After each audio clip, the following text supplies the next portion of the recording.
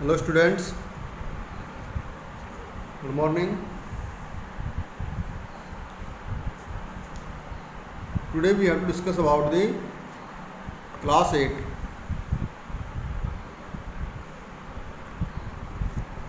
subject science chapter 6 combustion and flame.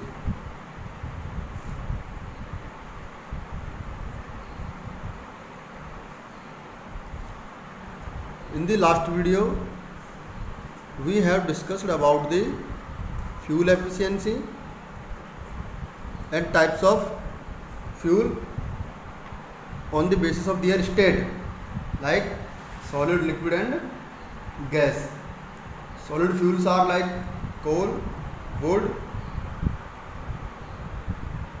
and liquid fuels are like petrol, diesel, kerosene, and gaseous fuels are like LPG and CNG.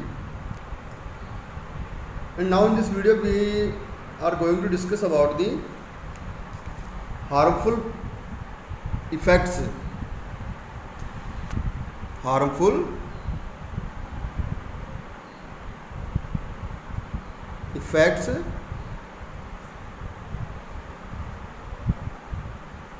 of burning of fuel. Burning of fuel के क्या क्या harmful effects हैं, इनके बारे में आज study करने वाले हैं। देखिए, जब भी हम किसी फ्यूल को बर्न करते हैं तो उसके अंदर कुछ अनप्लीजेंट यानी जो हमारी हेल्थ के लिए हार्मफुल हैं वो कुछ गैसें रिलीज होती हैं उसमें से, ठीक है।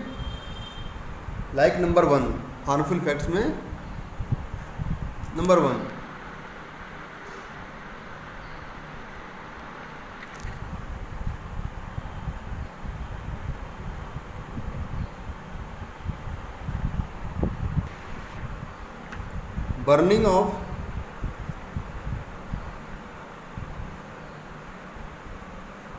burning of carbon fuel. Burning of carbon fuel leads to liberate carbon dioxide gas,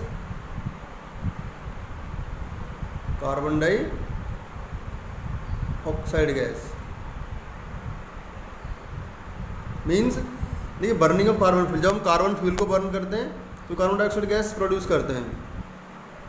अब जैसे कार्बन फ्यूल के अंदर कोल आ जाता है, वुड आ जाता है, ठीक है, ये सब कार्बन फ्यूल के अंदर आते हैं, पेट्रोलियम भी आता है, ठीक है।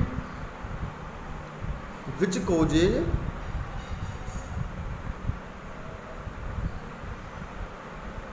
causes respiratory disease.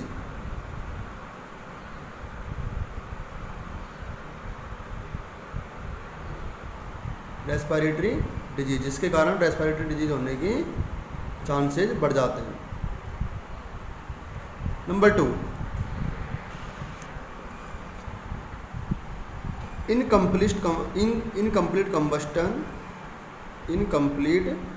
combustion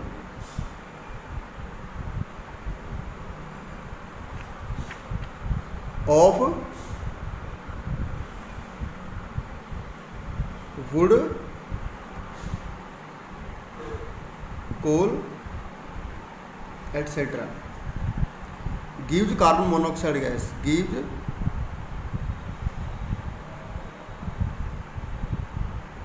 carbon monoxide gas. देखिए, इनकम्प्लीट का मतलब है जब किसी फ्यूल को बर्न होने के लिए सफिशिएंट क्वांटिटी में ऑक्सीजन नहीं मिल पाती, यानी पूरी तरह से बर्न नहीं हो पाता, उसको बोलते हैं इनकम्प्लीट कंबस्टन। और इनकम्प्लीट कंबस्टन जब भी होता है तो उसमें कार्बन मोनोऑक्साइड गैस बनती है, ठीक है। तो ये क्या करता है, कार्बन मोनोऑक्साइड गैस हमारे लिए हार्मफुल है, it is very poisonous gas. it is very poisonous gas.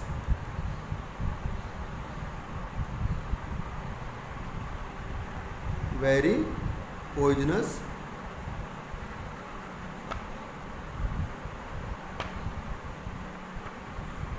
Gas, बहुत ही पॉइजनस गैस है।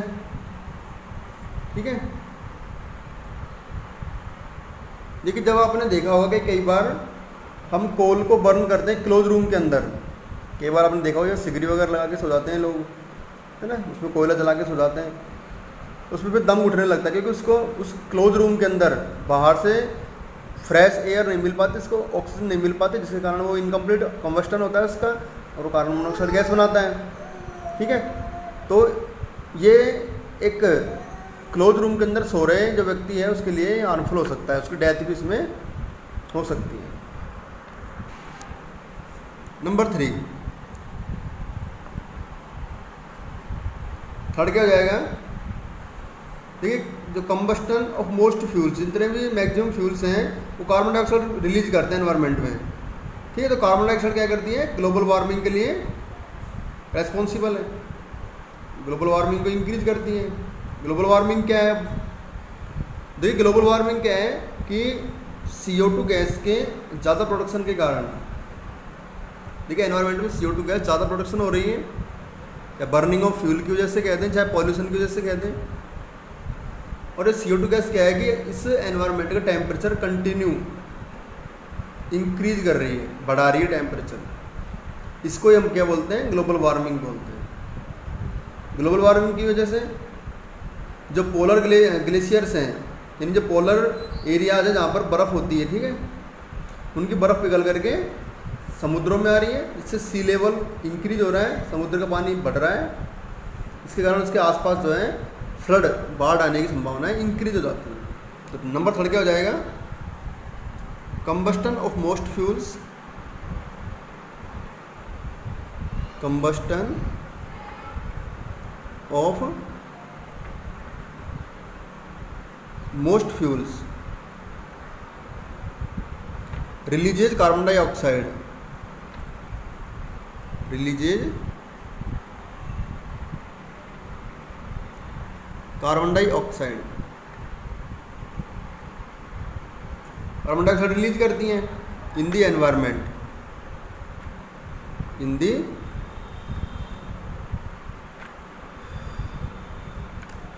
एनवायरनमेंट, एनवायरनमेंट में ये कार्बन डाइऑक्साइड रिलीज करती हैं, विच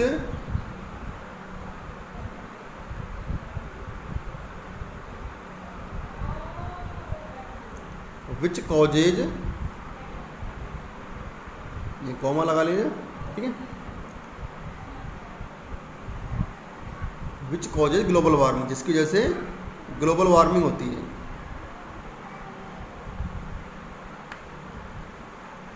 विच कॉजेज ग्लोबल वार्मिंग, वो स्क्रीन शॉट लेकर नोट कर लीजिए। देखिए नंबर 4, नंबर 4 क्या हो जाएगा? The burning of wood and coal, burning of wood and coal gived sulphur dioxide, sulphur dioxide. Wood और लकड़ी जो कोयला है, ठीक है, इनको जलाने पर ये सल्फर डाइऑक्साइड प्रोड्यूस करते हैं। And petrol engines, petrol engines of automobile, of automobile gives oxides of nitrogen, give oxides of nitrogen. क्या करते हैं? नाइट्रोजन ऑक्साइड देते हैं। These oxides react with react with rainwater and produce acids and form acids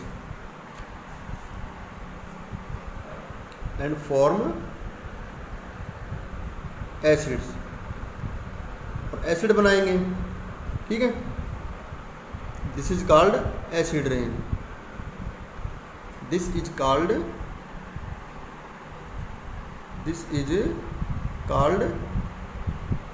acid rain, इसको acid rain बोलते हैं, ठीक है।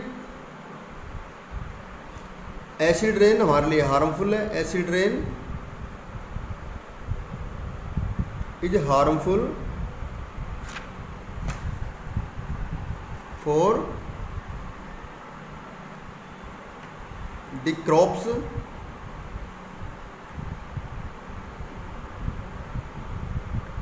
बिल्डिंग्स, ठीक है, बिल्डिंग्स के लिए हार्मफुल है, क्रॉप्स के लिए हार्मफुल है एंड सॉइल, और मिट्टी के लिए भी हार्मफुल है, ठीक है। तो ये इसका हार्मफुल इफेक्ट है। देखिए जब एसिड रेन होती है तो एसिड रेन से बिल्डिंग्स का कलर चेंज होने लगता है। जैसे आपने सुना होगा जैसे ताजमहल है, ठीक है, ताजमहल क्या है कि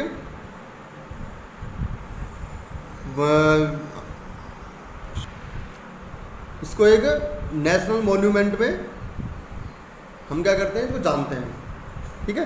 ताजमहल का कलर जो है इसका वाइट होता है जनरली, ना, जो वाइट मार्बल से बना हुआ है ये, तो इसका कलर धीरे धीरे चेंज होने लगा है क्योंकि वहाँ पर जो है इसका आसपास पॉल्यूशन ज़्यादा है, उस पॉल्यूशन के कारण ये उससे रिएक्ट करके अपना कलर चेंज कर रहा है, यानी हल्का सा ये येलोइश कलर का होता जा रहा है धीरे धीरे, ठीक है। ये इफेक्ट है इसका एसिड रेन का, क्योंकि वहाँ पॉल्यूशन के कारण उसमें एसिड रेन बनती है और एसिड रेन की वजह से इसमें इसका कलर चेंज होता जा रहा है। ये इसका हार्मफुल इफेक्ट है, इसको स्क्रीनशॉट लेकर नोट कर लीजिए इसको, एसिड रेन क्या है, ठीक है, और क्या इसके हार्मफुल इफेक्ट है। देखिए इसी के साथ चैप्टर कंप्लीट होता है। नेक्स्ट हम बात करेंगे नेक्स्ट वीडियो में इसके क्वेश्चन आंसर्स के बारे में, ठीक है।